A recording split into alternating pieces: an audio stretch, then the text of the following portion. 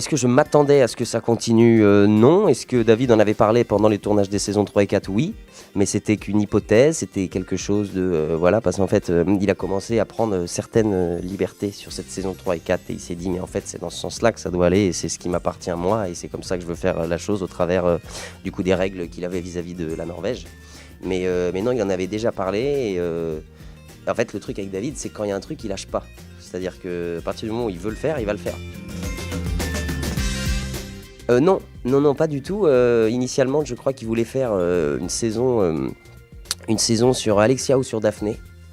Et je crois que ça a été un peu compliqué en Norvège parce que je me demande si eux ils veulent pas faire une suite aussi, je sais pas, moi je n'ai absolument pas du tout de truc, mais c'était question du truc où elle voulait peut-être, si jamais elle fait une suite, elle veut absolument pas que nous en tout cas on parle au préalable d'Alexia et de Daphné, donc du coup il a rabattu, il a proposé d'autres personnages et c'est tombé sur Arthur.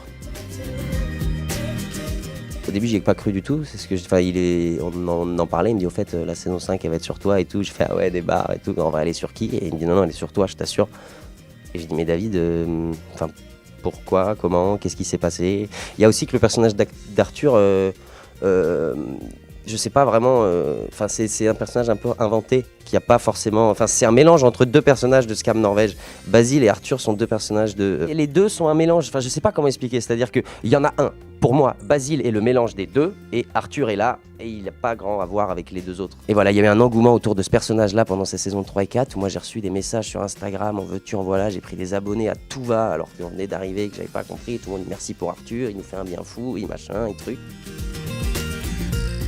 Le premier truc, ça a été de la peur, je crois, beaucoup de peur. Même encore maintenant que tout soit pas sorti parce que c'est mine de rien une énorme responsabilité.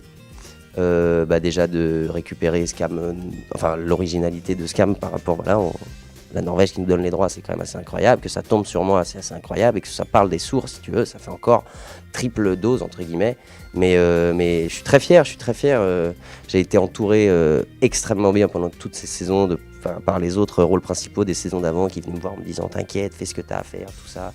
David qui était tout le temps là, France TV, les producteurs, jusqu'à la dernière personne était à fond avec moi en fait. Et il y a quelque chose, Scam c'est un ensemble véritablement, c'est-à-dire que s'il manque une personne, tout se casse la gueule.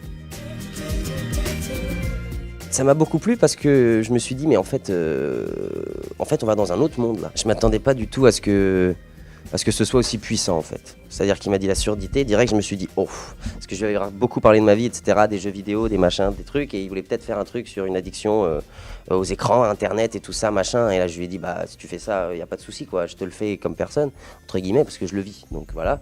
Et puis mais justement j'ai trouvé ça hyper intriguant quand il m'a dit en fait c'est la surdité, alors qu'on avait parlé des jeux vidéo, je me suis dit merde, et puis 2 secondes après j'ai dit non mais attends en fait pas merde du tout quoi.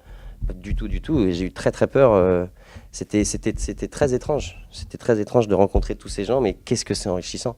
C'est-à-dire que tu te remets en question un paquet de fois, quoi. Tu te dis, ah, des fois j'ai l'impression que ça va pas. Eux, c'est des guerriers en fait. Vraiment, c'est des guerriers. C'est-à-dire qu'ils sont là à la vie, comme ça, les entendant, ils les rejettent, ils machin, bah tant pis, allez vous faire foutre, moi je fais ma vie.